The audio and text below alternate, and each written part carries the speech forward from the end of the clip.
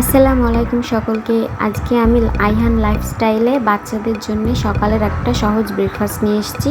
সেটার জন্য সর্বপ্রথমে লাগবে চিড়ে আর খেজুর।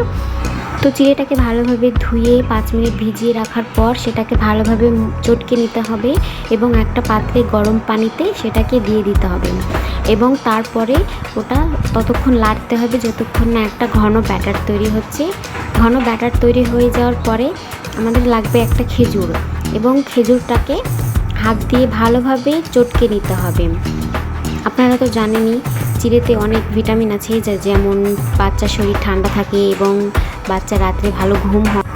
খেজুরটাকে ভালোভাবে ম্যাশ করে নিয়েছি এবং এর মধ্যে রান্না করে রাখা চিড়েটা অ্যাড করব এবং ভালোভাবে মিশিয়ে নিতে হবে।